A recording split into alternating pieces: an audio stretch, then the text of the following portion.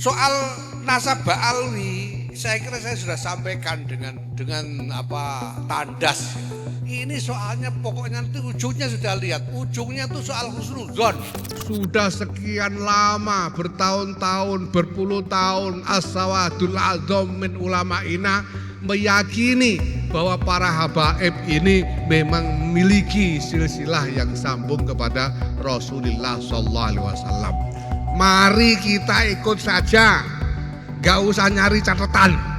Yang saya hormati Ketua Lazisnu Al-Habib Ad-Doktur Ali Hasan Al-Bahar, apapun penelitian yang dilakukan oleh orang, apapun tesis-tesis dibuat oleh orang, walau aftal muftun, saya tetap berhusnudzon bahwa beliau Habib Ali ini adalah min dzurriyyati Rasulillah sallallahu alaihi wasallam.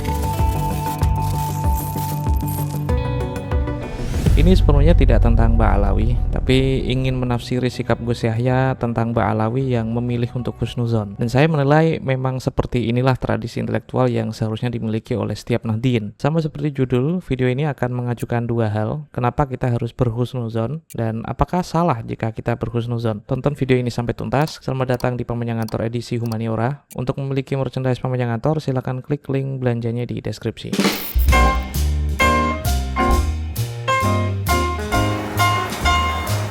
Apakah kalian setiap hari berkelindan di jalan raya dan akrab dengan rambu-rambu lalu lintas seperti traffic light di pertigaan atau perempatan?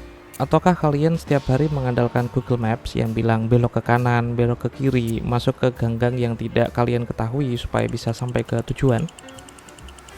Dua contoh ini saya sodorkan untuk 3 macam penjelasan. Pertama, sikap kita untuk mempercayai rambu-rambu lalu lintas. Jadi ketika menunjukkan warna hijau, kita bisa jalan dengan tenang tanpa khawatir bakal ditabrak pengendara dari arah berlawanan. Dan kepercayaan kita untuk belok ke kanan dan ke kiri sesuai navigasi Google Maps. Jadi ketika belok sesuai dengan panduannya, kita merasa tenang bakal sampai ke tujuan. Kedua sikap ini secara sederhana bisa kita sebut dengan husnuzon atau berprasangka baik. Kedua, husnuzon pada rambu-rambu lalu lintas dan Google Maps memang tidak sepenuhnya bisa diandalkan karena kadangkali kita nemu error dan gak akurat. Namanya juga sistem bikinan manusia ya. Tapi bagaimanapun, hal ini mencerminkan cara manusia untuk memilih cara hidup yang paling praktis tanpa harus susah-susah mengetahui seluruh informasi detail di dunia ini yang sangat kompleks, rumit, satu persatu. Jadi kalian tidak perlu melihat volume kendaraan dari 4 penjuru mata angin dari seluruh perempatan secara teliti sebelum menginjak pedal gas, tapi husnuzon kita kepada kredibilitas sistem rambu-rambu lalu lintas membuat kita jadi lebih tenang dan mengurangi beban pikiran. Pikiran seperti, apakah aku akan bakal selamat jika menginjak gas saat lampu hijau menyala? Karena sistem lalu lintas kalian percayai bakal membuat pengendara di jalan yang lain akan mematuhi rambu-rambu lalu lintas yang sama yang membuat mereka berhenti karena di sana sedang lampu merah. Kalian juga tidak perlu menjadi supir truk yang pantat truknya berisi quote-quote Gus Baha atau Sujiwo Tejo supaya hafal rute-rute jalan dengan baik. Tapi kepercayaan kalian kepada kredibilitas sistem navigasi Google Maps membuat beban pikiran kalian jadi lebih ringan karena sudut-sudut gang di satu kabupaten itu terlalu banyak untuk dihafal, apalagi kabupaten yang sedang kalian tuju itu sangat asing. Jadi kalian tidak perlu mengevaluasi setiap keputusan, apakah aku harus belok ke kanan atau sebenarnya aku harus lurus saja ataukah memang seharusnya aku belok kiri. Alih-alih mengevaluasi itu semua, jadi kalian lebih percaya saja dengan data yang dikumpulkan oleh Google Maps ini sebagai navigasi yang bisa diandalkan. Ketiga, dunia ini terlalu luas untuk kita ketahui dan kita pahami, bahkan ke detail-detailnya langsung. Sementara di dalam hidup ini kan terlalu banyak keputusan-keputusan kecil yang harus kita buat setiap hari. Justru ketika kalian mempertanyakan keputusan kecil seperti apakah aku harus mempercayai lampu merah traffic light atau enggak, maka tidak hanya kalian yang akan menerabas lampu merah, tapi pengendara di jalan yang lain juga akan melakukannya.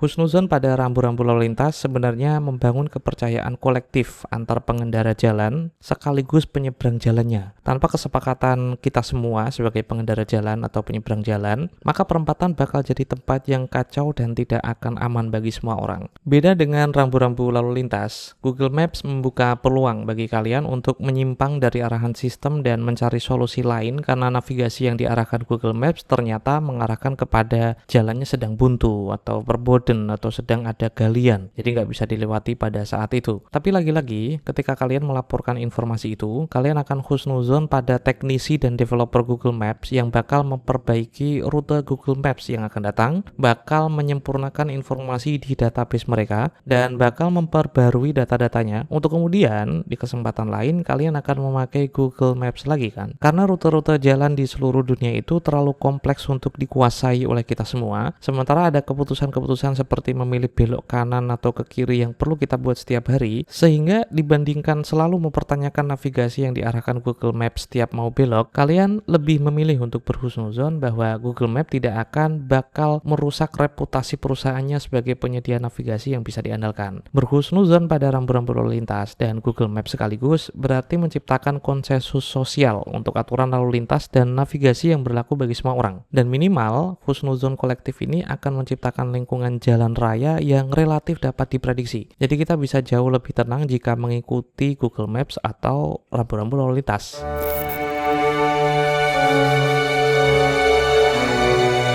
عرفنا من هذا أن قضية ثبوت النسب ليس له علاقة بعمود النسب، لأن جل القبائل اليوم العربية حتى وغير القبائل العربية، حتى القبائل التي تسكن في اندونيسيا الآن ليس عندها واسطة فلان ابن فلان، لكن لهم شهرة بأن هذا الرجل من بيت فلان، من بيت فلان. فكونه يستدل هذا الرجل بأن أحمد بن عيسى ليس له ولد مذكور في كتب التواريخ والتراجم، هذا ليس بصحيح الاستشهاد. لماذا؟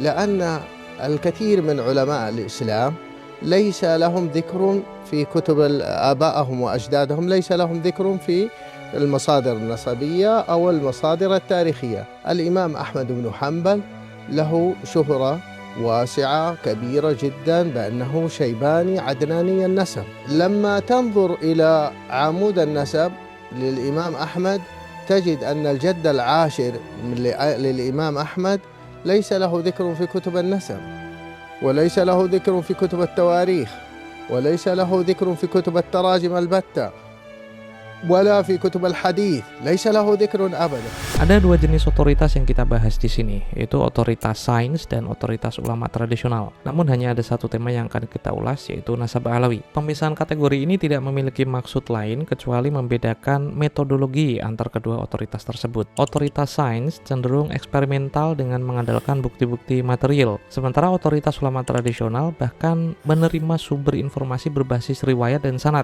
jadi nggak sepenuhnya tentang material. Disebut material itu karena ada bendanya, sementara riwayat dan sanad itu tidak ada bendanya. Akan tetapi, semua otoritas ini punya satu persamaan, yaitu sama-sama layak untuk dihusnuzoni. Pertanyaannya, kenapa bisa begitu? Saya sendiri tidak akan pernah berharap bahwa setiap orang bakal meluangkan waktu untuk memeriksa seluruh argumentasi para pakar di dalam paper dan jurnal ilmiah, atau kitab-kitab ulama nasab yang membahas satu tema, yaitu nasab alawi. Taruhlah bakal ada yang meluangkan waktu untuk memeriksa seluruh bahan bacaan yang perlu mereka lalui untuk mengerti bagaimana kajian nasab itu bekerja, tapi telaah yang efektif sekalipun membutuhkan waktu tersendiri untuk memahami apa yang pakar dan ulama nasab ini bicarakan. Suruh, istifadah, tasamu itu apa definisinya, bagaimana cara kerja ketiganya, haruskah memakai kitab sezaman, ketika seorang syarif adalah pendatang, perlukah dihadirkan saksi dari negeri asalnya, bisakah titel Said dan Syarif jadi korinah, dan bagaimana jika yang sedang kita cari adalah nama seseorang yang wafat 1000 tahun yang lalu. Di samping memeriksa itu semua memerlukan waktu berjam-jam, bahkan mungkin berbulan-bulan, tapi minimal kita sedang bicara tentang waktu,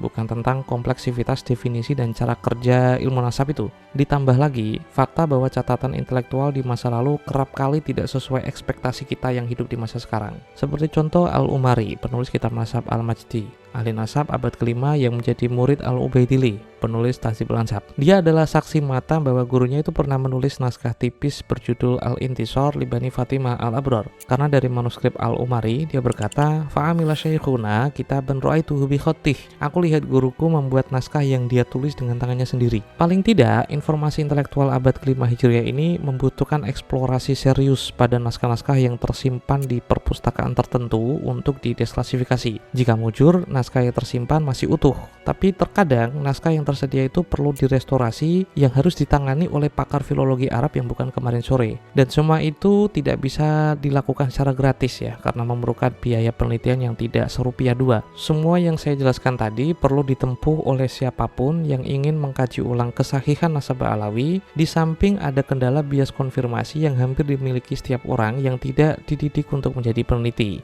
Tapi tepat di sini minimal kita sedang bicara tentang evaluasi data, bukan tentang kompleksivitas kerja-kerja penelitian yang menguras tenaga. Bias konfirmasi ini bisa saya jelaskan seperti ini. Pada dasarnya, otak manusia hanya menerima argumentasi dan informasi yang mendukung apa yang sudah dia yakini sebelumnya. Muhyiddin Ba'alawi akan cenderung mempercayai informasi yang disampaikan oleh Habib Hanif Alatas, sekadar contoh, yang menyajikan data-data kesahihan nasab kabilahnya. Sementara Muhyiddin Kiai Imad akan cenderung mempercayai informasi yang disampaikan oleh Nahdlatul Ulum, RMI NU Banten, yang menyajikan data-data bahwa nasabah Alawi itu mustahil tersambung ke baginda Nabi. Bias konfirmasi adalah fenomena yang sangat dekat dengan kita semua. Ketika kita tidak percaya dengan pemerintah atau institusi Polri, bakal cenderung mempercayai berita tentang korupsi atau pidana yang terjadi pada pejabat, menteri, atau oknum-oknum polisi. Bias konfirmasi seperti ini adalah tabiat buruk manusia yang tidak boleh ada dalam pikiran seorang peneliti. Karena peneliti itu dituntut untuk rasional, dan hal itulah yang membedakan peneliti dengan orang awam yang cenderung memprioritaskan